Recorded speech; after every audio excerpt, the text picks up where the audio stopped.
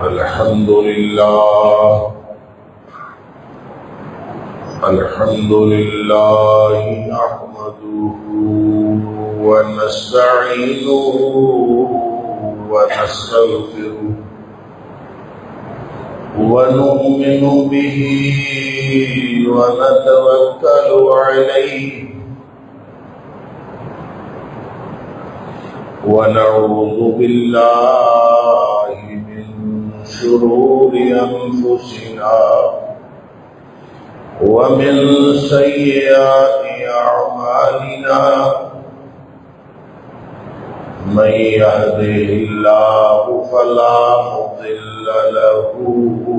ومن يضلل فلا هادي له وأشهد أن لا إله إلا الله وحده لا شريك له وأشهد أن محمدا عبده ورسوله صلى الله عليه وسلم أرسله بالحق بشيرا ونذيرا بين يدي الساعة فمن يطع الله ورسوله فقد رشد واهتدى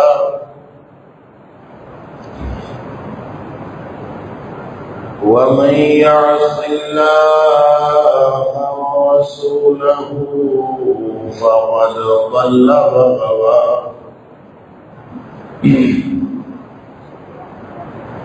فإنه لا يضر إلا نفسه ولا يضر الله شيئا نسأل الله ربنا أن يجعلنا ممن يطيعه ويطيع رسوله ويتبع رضوانه ويجتنب سخطه فإنما نحن به وله أما بعد فإن خير الحديث كتاب الله وخير الهدي هدي محمد صلى الله عليه وآله وسلم وشر الأمور محدثاتها وكل محدثة بدعة وكل بدعة ضلالة وكل ضلالة في النار فأعوذ بالله السميع العليم من الشيطان الرجيم من همزه ونفخه ونفثه بسم الله الرحمن الرحيم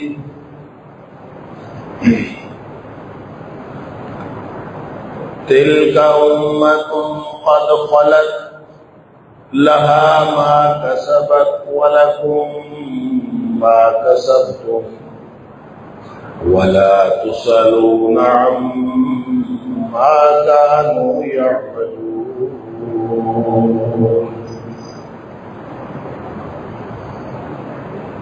یہ ایک امت ہے جو گزر چکی ہے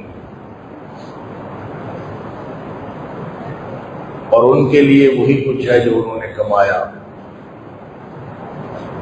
وَلَكُمْ مَا كَسَبْتُمْ، اور تمہارے لیے وہ ہے جو تم نے کمایا. وَلَا تُسْأَلُونَ عَمَّا كَانُوا يَعْمَلُونَ، اور تم سے یہ سوال ہرگز نہیں کیا جائے گا کہ وہ لوگ کیا کرتے رہے. صدق اللہ العظیم۔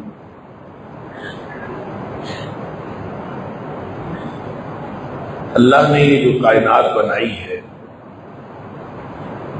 اس میں دو بنیادی چیزیں ہیں جس سے یہ کائنات وجود پذیر ہوئی ہے، ایک مکان ہے اور ایک زمان ہے۔ جب یہ دونوں چیزیں موجود ہوتی ہیں تو ہم کسی چیز کو اس کا وجود تسلیم کرتے ہیں جب وہ کسی مکان میں اور کسی زمان میں موجود ہوتا ہے، کسی خاص وقت میں اور کسی خاص جگہ پر جب کوئی چیز موجود ہوتی ہے تو ہم اس کا وجود تسلیم کرتے ہیں۔ اس میں جو مکان ہے وہ جامد ہے، وہ رکی ہوئی چیز، وہ ٹھوس چیز، لیکن زمان جامد نہیں ہے، وہ مسلسل متحرک چیز ہے، وہ ہر وقت حرکت کر رہا ہے۔ جیسے جیسے لمحہ لمحہ گزر رہا ہے زمان آگے بڑھتا جا رہا ہے، اور اس کا سفر اس طرح سے ہے کہ ایک لمحہ موجود ہے جس میں ہم موجود ہیں، تو جو لمحات گزر گئے وہ ماضی کہلاتے ہیں، جو ابھی آنے ہیں وہ مستقبل کہلاتے ہیں۔ اور اس طرح سے ہم اس کو تین حصوں میں تقسیم کرتے ہیں، کچھ ماضی ہے ہمارے زمانے کا، زمان کا کچھ ماضی ہے، کچھ حال ہے اور کچھ مستقبل۔ ہر وہ چیز اور ہر وہ واقعہ جو مستقبل ہے وہ وقت گزرنے کے ساتھ ساتھ پہلے حال بنتا ہے اور پھر حال کے بعد ماضی کے دھندلکوں میں گم ہو جاتا ہے۔ جب وہ ماضی کے دھندلکوں میں گم ہوتا ہے تو اس کو پھر ریکال کرنے کے لیے، اس کو یاد رکھنے کے لیے یا اس کو یاد کرنے کے لیے وقت کا تعین کیا جاتا ہے کہ یہ واقعہ کب وقوع پذیر ہوا، اور یہ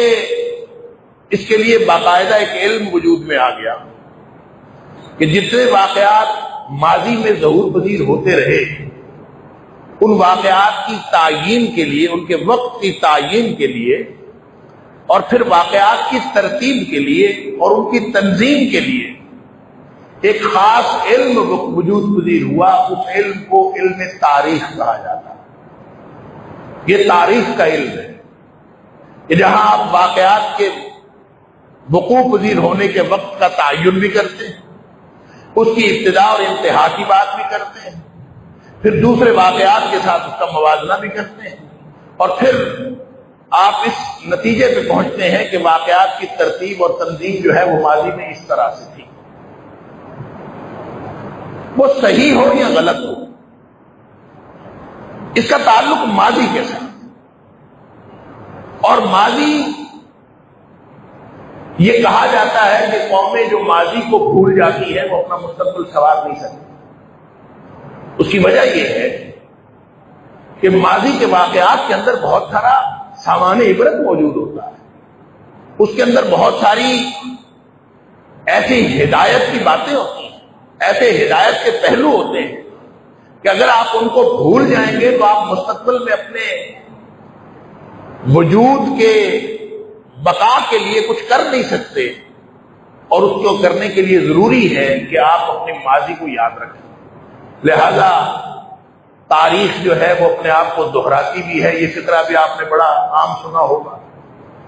اور ماضی کو بھول جانے والی قومیں اپنا مستقبل خراب کر بیٹھتی ہیں، یہ بھی آپ نے بہت سنا ہوگا۔ اس اعتبار سے تاریخ کا علم بہت اہم علم ہے، اور اس کی اہمیت سے انکار ممکن نہیں ہے۔ قومیں جنہوں نے اپنا مستقبل سنوارنا ہوتا ہے وہ اپنے ماضی سے جڑی رہتی ہیں، اور ماضی سے جڑنے کے لیے تاریخ کا بیان، تاریخ کا علم ہونا، تاریخ کا تجزیہ کرنا، تاریخ کا جائزہ لینا، یہ سب بہت ضروری ہے۔ جب ہم قرآن کو دیکھتے ہیں اور نبی پاک صلی اللہ علیہ وسلم کے فرامین کو دیکھتے ہیں تو اس میں بھی ہمیں تاریخ ملتی ہے۔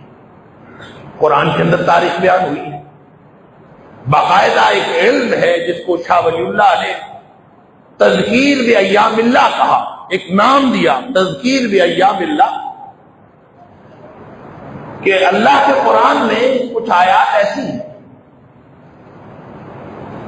اور ایسی تفصیل ہے ان کی کہ اس کا تعلق تاریخ کے ساتھ، تاریخی واقعات کے ساتھ، اور خاص طور پہ ان 6 اقوام کا تذکرہ تو قرآن حکیم، یا 7 کا کہہ لیجئے، ان کا تذکرہ تو قرآن حکیم بار بار کرتا ہے، جو اقوام خطہ عرب سے تعلق رکھتی تھی اور تباہ و برباد ہو گئی، اور ان کی تباہی کے اسباب اور ان کی تباہی کی تفصیلات قرآن بار بار تذکرہ کرتا۔ اسی طرح نبی پاک صلی اللہ علیہ وسلم نے بھی ماضی کے بہت سارے واقعات بیان کیے، اور ماضی کے واقعات بیان کرتے ہوئے نبی پاک صلی اللہ علیہ وسلم نے خود یا قرآن نے کبھی بھی کسی واقعے کو بطور کہانی کے نہیں سنایا۔ یہ نہیں کبھی ہوا کہ قرآن آپ سے کہے کہ آؤ میں آپ کو کہانی سناتا ہوں، قرآن آپ کو قوم عاد کی کہانی سنا دے، قرآن آپ کو قوم سمود کی کہانی سنا دے، قوم نوح کے ساتھ کیا کچھ ہوا اس کی کہانی سنا دے۔ قرآن کہانی سنانے کے لیے کبھی واقعہ بیان نہیں کرتا۔ یہی وجہ ہے کہ آپ قرآن کے واقعات پڑھیں، آپ کو بار بار تذکرہ تو ملتا ہے، اور سب سے زیادہ تذکرہ قوم موسیٰ علیہ السلام اور قوم فرعون کا ملتا ہے کہ ان کے ساتھ کیا معاملات ہوئے، سب سے زیادہ تذکرہ ہے۔ لیکن اگر آپ اس کو شروع سے لے کر آخر تک ایک کہانی بنانا چاہیں تو واقعات کے تسلسل، اور جیسے میں نے عرض کیا جس کا نام تاریخ ہے، میں نے شروع میں آپ کو ڈیفینیشن بتائی، جس علم کا نام تاریخ ہے کہ واقعات کے وقوع پذیر ہونے کی تاریخ کا تعین کیا جائے، ان کے وقت کا تعین کیا جائے، کب شروع ہوا، کب ختم ہوا، اس کے ساتھ پھر اس کے بعد کون سا واقعہ ہوا، اس سے پہلے کون سا واقعہ ہوا، یہ ترتیب، یہ تنظیم اور یہ وقت کا تعین، یہی تو تاریخ کہلاتا ہے۔ لیکن جب ہم قرآن میں یہ تاریخ پڑھتے ہیں تو کہیں بھی ہمیں نہ وقت کی تعین ملتی ہے، نہ واقعات کی ترتیب ملتی ہے، واقعات کا تذکرہ ملتا ہے، اس کے علاوہ اور کچھ نہیں ملتا۔ اسی طرح نبی پاک صلی اللہ علیہ وسلم بھی ماضی کے جتنے واقعات بیان کرتے ہیں اس کا مقصد کبھی کہانی سنانا نہیں ہوا، کوئی نہ کوئی عبرت کا پہلو، کوئی نہ کوئی ہدایت کی بات۔ اور قرآن میں بھی جتنے واقعات کا تذکرہ ہوا ہے وہ سوائے عبرت کے اس کا کوئی اور، آپ دیکھیں سب سے زیادہ جو کنسولیڈیٹڈ اور یوں کہہ لیجئے کہ اکٹھا بیان جس کہانی کا ہوا ہے، سب سے بہترین بیان جس کو قرآن خود احسن القصص کہتا ہے کہ سب سے بہترین بیان ہے، وہ یوسف علیہ السلام کا قصہ، جو ایک ہی سورت کے اندر، اور وہ کافی حد تک تسلسل کے ساتھ بھی نظر آتا ہے کہ اس میں تسلسل بھی ہے، لیکن اور اس میں سے ایک ترتیب بھی نظر آتی ہے، لیکن وہاں بھی واقعات کی پوری تعین موجود نہیں، بس کہیں سے چھوٹا سا ایک ٹکڑا ہے، پھر اس کے بعد اگلا ٹکڑا ہے، پھر اس کے بعد اگلا ٹکڑا ہے، اور پھر قرآن اسی صورت میں یہ بات بتاتا ہے کہ یہ جو قصے قرآن سناتا، یہ قصے سنانا نہیں، سن لیجئے قرآن میں چونکہ قصص کا لفظ آیا اور قرآن نے اس کو احسن القصص کہا، ایک ہوتا ہے قصص، ایک ہوتا ہے قصص، قاف پر زبر اور کاف پر زیر، ان دونوں میں فرق ہے۔ فرق یہ ہے کہ قصص جو ہے وہ قصے کی جمع ہے، قصہ کہانی کو کہتے ہیں، اور قصے کی جمع ہوتی ہے قصص، لیکن بعض صورتوں میں قصص بھی اس کی جمع آتی ہے، اور قرآن میں ایک سورۃ القصص ہے، پھر قرآن نے سورہ یوسف کے اندر اس کو احسن القصص کہا ہے۔ اس لیے یہ اکثر علماء کی بحث رہتی ہے کہ یہاں پہ جو قصص بیان ہوا ہے یہ قصے کی جمع ہے یا پھر یہ مصدر کے طور پر بیان ہوا ہے، یہ اس کی کیا حیثیت، تو جن لوگوں نے اس کو قصے کی جمع کہا ہے انہوں نے کہا قصص بھی جمع آتی ہے، قصص بھی آتی ہے، لہذا یہ قصص قصے کی جمع ہے۔ قرآن نے احسن القصص کہا، اس کا مطلب یہ ہوگا کہ یہ بہترین قصہ ہے، بہترین کہانی ہے جو اللہ تعالیٰ نے، کہانیوں میں سے بہترین کہانی ہے جو اللہ تعالیٰ نے بیان کی۔ ہو سکتا ہے یہ بات ٹھیک، اللہ اعلم، لیکن صحیح بات یہ ہے کہ یہاں یہ قصص قصے کی جمع کے طور پر نہیں آیا۔ قصہ یقص کا معنی ہوتا ہے بیان کرنا، اور یہاں قصص مصدر کے طور پر آیا ہے اور اس کا مطلب ہے بیان۔ احسن القصص کا مطلب ہوگا کہ یہ بہترین بیان ہے، یعنی جو کوئی بیان ہو سکتا ہے دنیا جہان کے بیانوں میں سے بہترین بیان سورہ یوسف کے اندر یوسف علیہ السلام کی کہانی کا بیان ہے۔ اور بیان ظاہر ہے کہ کسی کوئی بھی چیز ڈسکرائب کرنا، کسی چیز کو کسی کی ڈسکرپشن دینا، اس کو بیان کہتے ہیں۔ اور اسی طرح سورۃ القصص جو ہے وہ بھی مصدری معنوں میں ہے اور اس میں بھی مختلف باتیں بیان ہوئی ہیں۔ تو قرآن کا جو بیان کرنا ہے یہ تو قرآن کا بنیادی مقصد ہے، تبیین، بینا یبین و تبیین۔ اور نبی کریم صلی اللہ علیہ وسلم کو بھی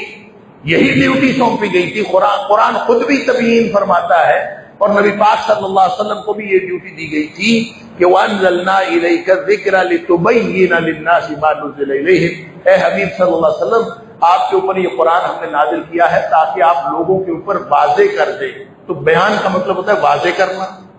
اور قصص کا مطلب ہوتا ہے کسی چیز کو ڈسکرائب کرنا، بیان کرنا۔ لہذا قرآن میں جتنی تاریخ ہے یا نبی اکرم صلی اللہ علیہ وسلم نے جتنی تاریخ کی ہے، بیان کی ہے، وہ کہانی نہیں سنائی،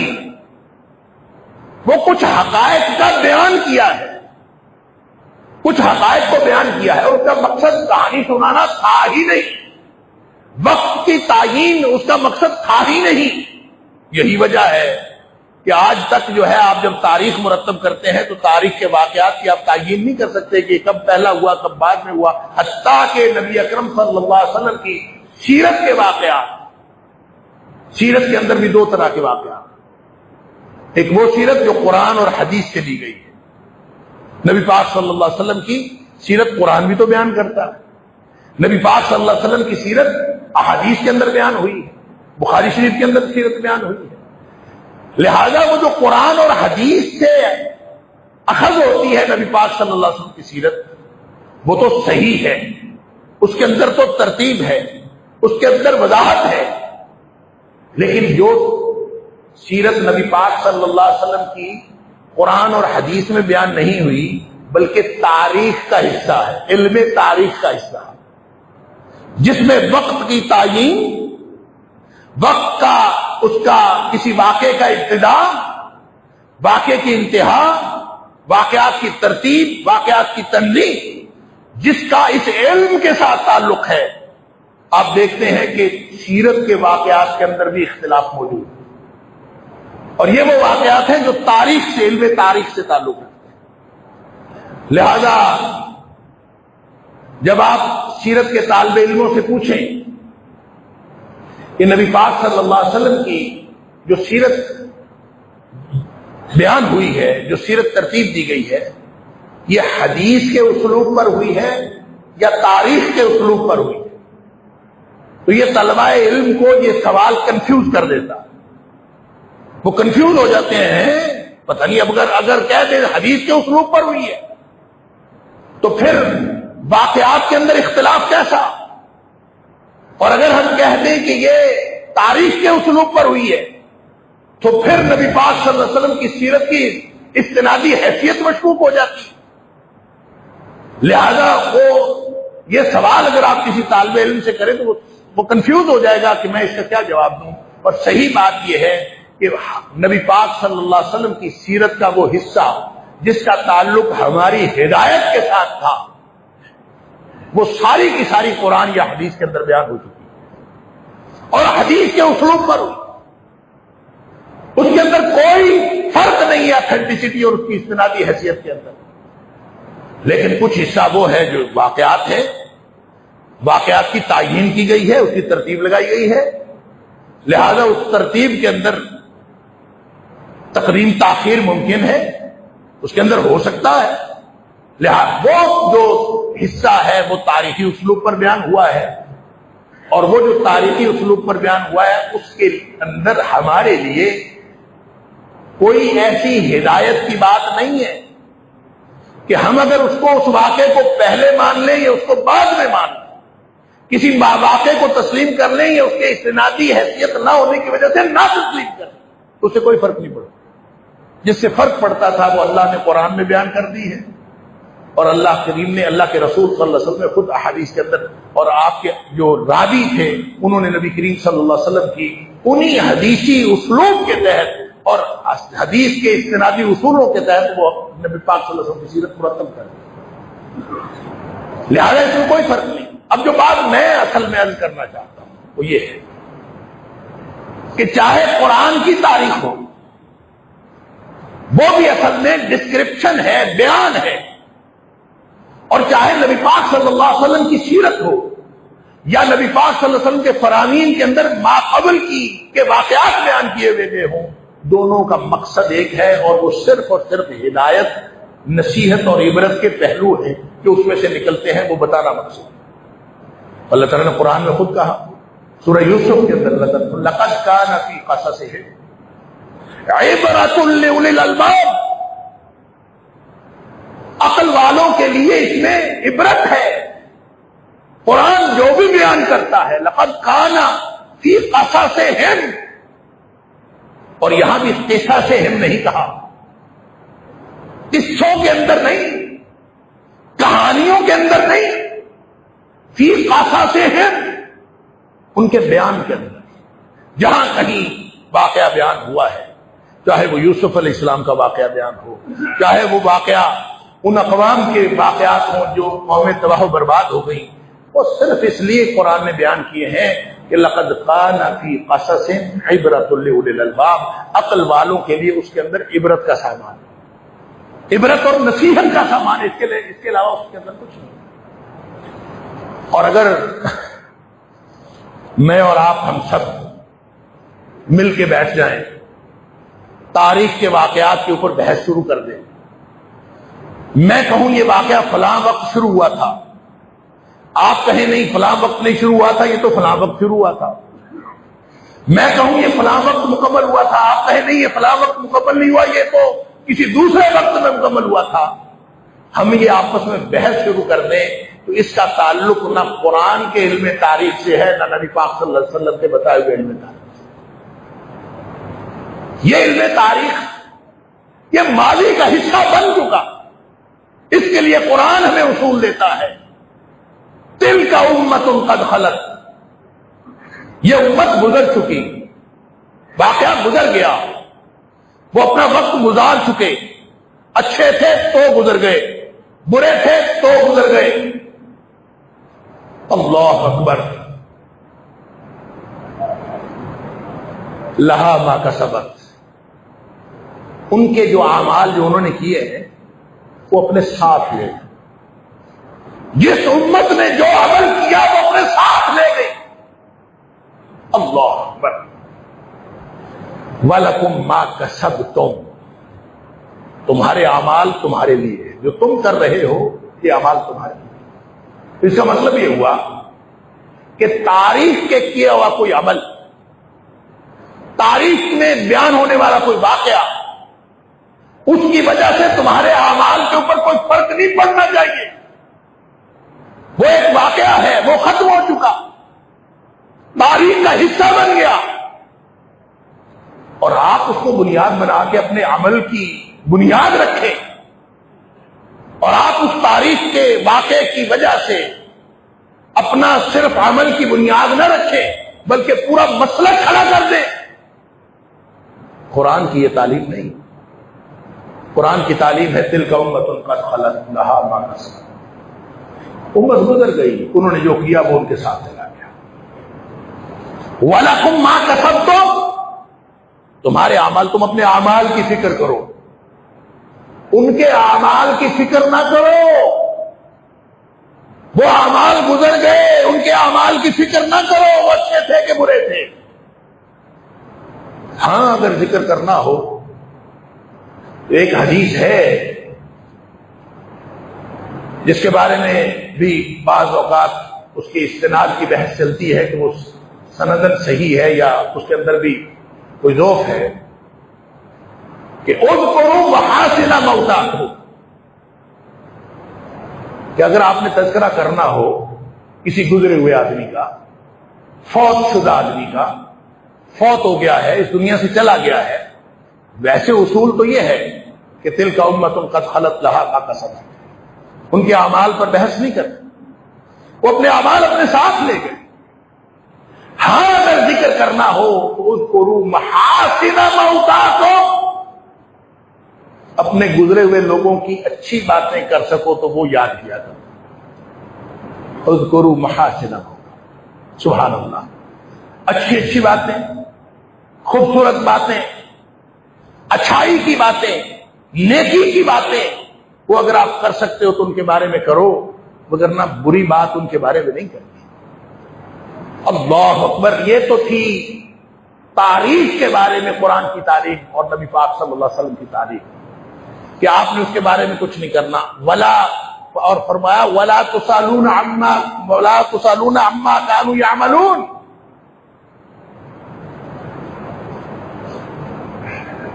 وہ جو کرتے رہے، کسی نے اچھا کیا، کسی نے برا کیا، کوئی واقعہ کسی کی غلطی تھی، کسی کی غلطی نہیں تھی، کہ تم سے پوچھا کس نے؟ کہ تمہارا سوال ہی نہیں، یہ تمہارا مسلک ہی نہیں، یہ تمہارا دین ہی نہیں ہے، یہ تمہارے پرچے کا سوال ہی نہیں ہے، نہ یہاں نہ آخرت میں، تم سے یہ بات کسی نے پوچھنی ہی نہیں، کس نے صحیح کیا، کس نے غلط کیا، یہ بات آپ سے کسی نے نہیں پوچھنی۔ قرآن نے یہ آیت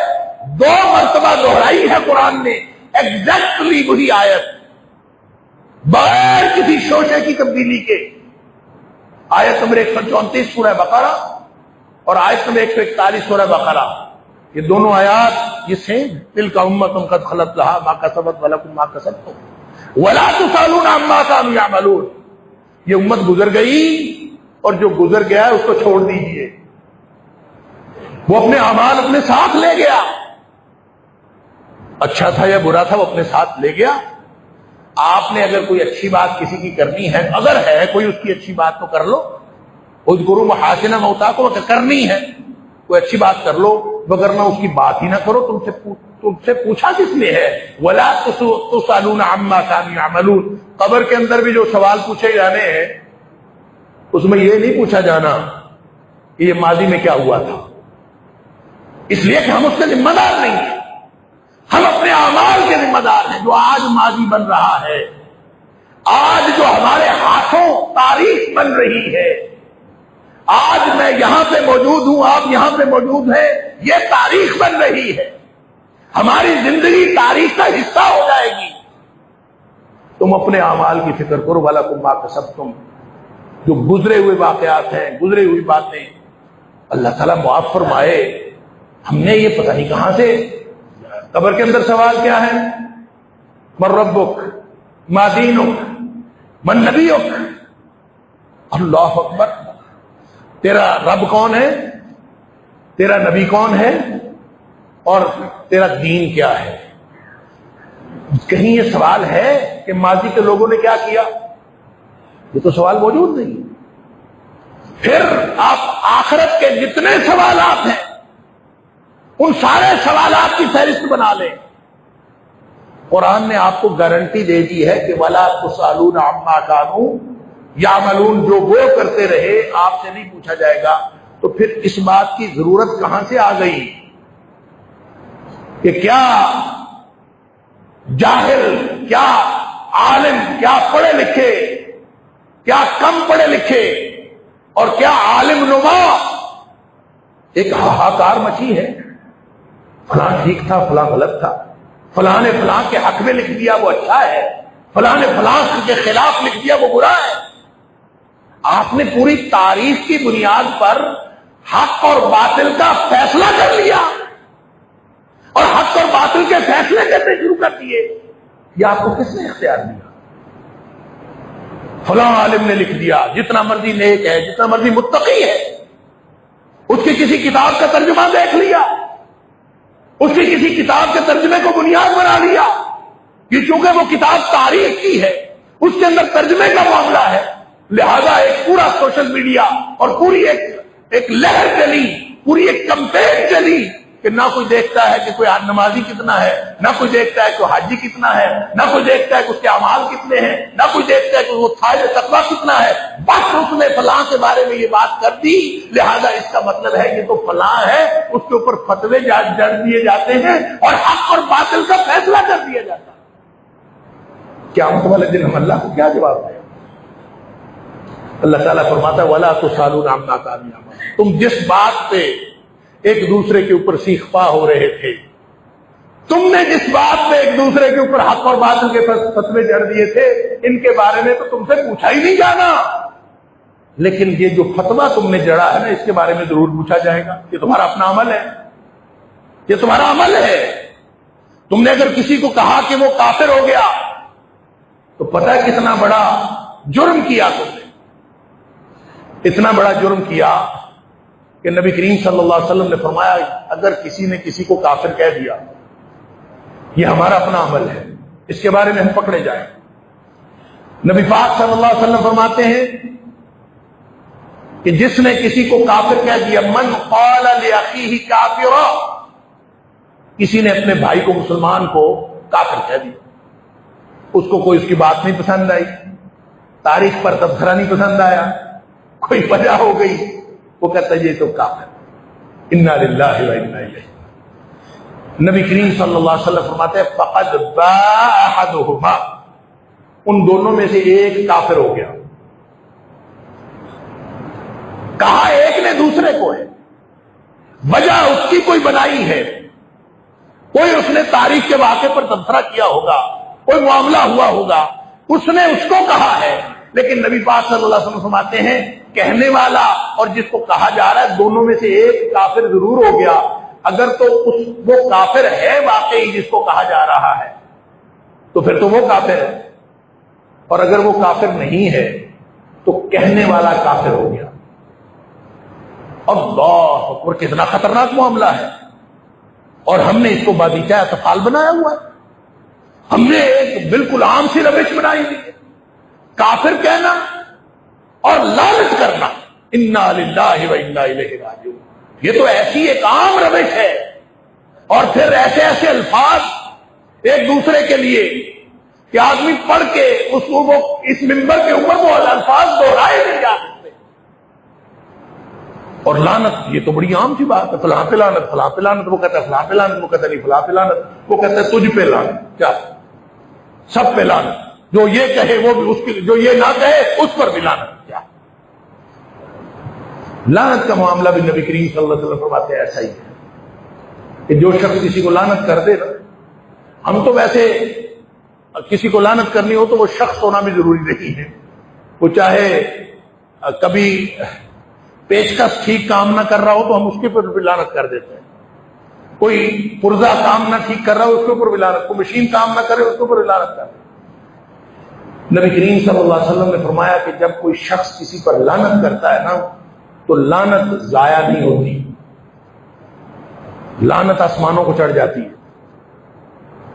آسمانوں کو چڑھ جاتی ہے، آسمانوں سے راستہ ڈھونڈتی ہے. اللہ کو علم ہونے کے باوجود بتایا جاتا ہے کہ اللہ ایک لعنت ہے جو کسی نے کسی کے اوپر کی ہے، وہ یہاں آسمان میں پھرتی ہے، وہ راستہ ڈھونڈتی پھرتی ہے. اللہ تعالیٰ فرماتا ہے کہ جس شخص کے اوپر یہ لعنت کی گئی ہے یا جس چیز کے اوپر لعنت کی گئی ہے، کیا وہ لعنت کا مستحق ہے؟ اگر تو وہ مستحق ہے تو وہ لعنت واپس اس کے اوپر ڈال دی جاتی ہے، اور اگر جس پر لعنت کی گئی ہے وہ اس کا مستحق نہیں ہے، اللہ کو علم ہونے کے باوجود فرشتے بتاتے ہیں کہ اللہ جس کے لیے یہ لعنت کی گئی وہ مستحق نہیں ہے لعنت کا، تو اللہ تعالیٰ حکم فرماتا ہے کہ واپس کہنے والے پر ڈال دو. لہذا لگے رہو کافر کہنے، لگے رہو لعنتیں کرنے. ہم نے اس دین کو سمجھا کیا ہے؟ وہ اللہ کا دین قرآن ہے، اللہ کا دین نبی پاک صلی اللہ علیہ وسلم کی صحیح حدیث ہے. بس اللہ کا قرآن اور نبی کریم صلی اللہ علیہ وسلم کی صحیح حدیث، جس کو ہم کتاب و سنت کہتے ہیں، یہ ہے دین، یہ ہے نیوکلیس. اس دین کے اوپر کاربند رہ جاؤ گے تو کامیاب ہو جاؤ گے. یہی نبی پاک صلی اللہ علیہ وسلم نے فرمایا تھا، ترکت فیکم امرین، میں دو چیزیں چھوڑ کر جا رہا ہوں. ایک اللہ کا قرآن ہے، ایک کتاب اللہ و سنتی، اللہ کا کتاب اور میری اللہ کی کتاب اور میری سنت، یہ دو چیزیں چھوڑ کر جا رہا ہوں. لن تضلوا ما تمسکتم بہما، تم ہرگز گمراہ نہیں ہوگے جب تک تم ان دو چیزوں سے چمٹے رہو گے. اور اس کا مفہوم مخالف، لازماً گمراہ ہو جاؤ گے جب تم ان دو چیزوں کو چھوڑ دو. ہم نے اگر آج تاریخ کو بنیاد بنا کر ایک دوسروں کو کافر کہنا شروع کر دیا، ایک دوسرے کے اوپر لعنت کرنا شروع کر دی، تو اس کا مطلب یہ ہے کہ ہم نے اللہ کے قرآن کو اور نبی پاک صلی اللہ علیہ وسلم کی سنت کو چھوڑ دیا. میں درد دل کے ساتھ یہ بات کر رہا ہوں. اللہ مجھے بھی ہدایت نصیب فرمائے اور ہم سب کو ہدایت نصیب فرمائے. یہ رہ گئی وہ بات کہ ہم اس تاریخ کی بنیاد پر کیا کیا کچھ کہہ جاتے ہیں، وہ کبھی قرآن کے بھی خلاف ہوتا ہے اور کبھی وہ نبی پاک صلی اللہ علیہ وسلم کی صحیح حدیث کے بھی خلاف. یہ تو اگلی سطح کا جرم ہے. ایک تو یہ ہے کہ اس کے بارے میں آپ کو بات کرنے کی اجازت ہی نہیں ہے. اگر بات کرنی ہے، اگر تاریخ کا مطالعہ کرنا ہے، تو تاریخ ایمان رکھنے کی چیز نہیں ہے. ایمان رکھنے کی چیز اللہ کا قرآن ہے اور نبی پاک صلی اللہ علیہ وسلم کا فرمان. اگر آپ کو اللہ کا قرآن بتا رہا ہو کہ تاریخ میں گزرے ہوئے صحابہ کرام والسابقون الاولون من المہاجرین والانصار والذین اتبعوہم باحسان، چاہے وہ مہاجروں میں سے ہوں، چاہے وہ انصار میں سے ہوں، چاہے ان کے پیچھے نیکی کے راستے پر چلنے والے لوگ ہوں، قیامت تک ان کے پیچھے چلنے والے لوگ ہوں، اللہ رضی اللہ عنہم ورضوا عنہ، اللہ ان سے راضی ہو گیا، یہ اللہ سے راضی ہو گئے. اور فرمایا پھر اللہ تعالیٰ نے وَأَعَدَّ لَهُمْ جَنَّاتٍ تَجْرِي تَحْتَهَا الْأَنْهَارُ خَالِدِينَ فِيهَا أَبَدًا، کہ ان کے لیے اللہ نے وہ جنتیں تیار کی ہیں جن کے نیچے نہریں جاری ہیں، وہ ہمیشہ اس کے اندر رہیں گے. ذَلِكَ الْفَوْزُ الْكَبِيرُ، یہ ذَلِكَ الْفَوْزُ الْعَظِيمُ، یہ بہت بڑی کامیابی. جن کو اللہ نے کامیابیوں کی نتیجے سنا دی. آپ کی تاریخ کا تبصرہ ان کو بھی اپنی لپیٹ میں لے لیں، جن کے بارے میں قرآن کہے لقد رضی اللہ عن الذین یبایعون تحت الشجرہ، عن المؤمنین الذین یبایعونک تحت الشجرہ. اللہ ان سب سے راضی ہو گیا، ان سارے اہل ایمان سے جس نے درخت کے نیچے آپ کے ہاتھ پر بیعت کی تھی. 1400 صحابہ کرام تھے اس موقع پر، جن کے لیے قرآن یہ کہے فَإِنْ آمَنُوا بِمِثْلِ مَا آمَنْتُمْ بِهِ. دنیا والوں، اگر کسی نے ایمان لانا ہو تو وہ صحابہ کرام جیسا ایمان لائے، پھر ہدایت ملے گی. جن کے لیے قرآن بار بار سرٹیفکیٹ جاری کر رہا ہو، آپ اپنی تاریخ کے تبصرے کے دوران ان کو بھی لپیٹ میں لے لیں، تو قیامت والے دن اللہ کو کیا جواب دیں.